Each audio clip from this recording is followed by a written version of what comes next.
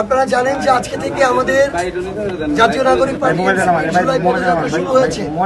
গত বছর আমরা যে জুলাই পদযাত্রা করেছি, এবারও একটা ধারাবাহিক কার্যক্রম হিসেবে বাংলাদেশের 100 উপজেলা এবং পৌরসভায় আমরা সেই জুলাই পদযাত্রা করছি। সাভারে আজকে আমাদের জুলাই পদযাত্রা ছিল সন্ধ্যা 7টার দিকে, এবং তার পূর্বে আমরা আজকে গাজীপুরের কালীগঞ্জে জুলাই পদযাত্রা করেছি।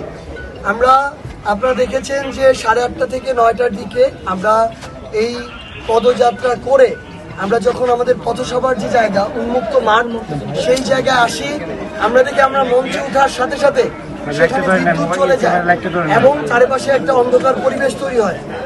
এরপর যখন 4-5 জন আমাদের বক্তব্য দেওয়ার পরে আমাদের পার্টির আহ্বায়ক এবং সদস্য সচিব, যারা সংসদ সদস্য এবং আমাদের আহ্বায়ক বিরোধী দলীয় চিফ হুইপ, যখন তাদের বক্তব্যের মুহূর্ত আসবে, তখনই আমরা দেখি যে একটি সন্ত্রাসী হামলা হয়। সেটা বোমা হামলা ছিল নাকি ককটেল হামলা ছিল এটা কিন্তু আমরা এখনো নিশ্চিত নই, কিন্তু আমরা এইটুকু নিশ্চিত যে এখানে অভ্যুত্থানের যারা সামনের সারির নেতৃত্ব ছিল, যাদের নেতৃত্বে সন্ত্রাসীদের খুনিদের পতন হয়েছে, তাদেরকে হত্যা করার উদ্দেশ্যে হামলা করা হয়েছে।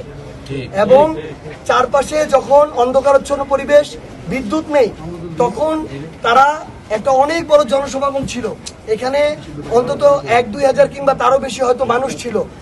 পিছন থেকে তারা তাদের জায়গা থেকে এই হামলাটা সর্বোচ্চভাবে যখন করেছে, মঞ্চের কাছাকাছি এসেছে, আপনারাও দেখেছেন।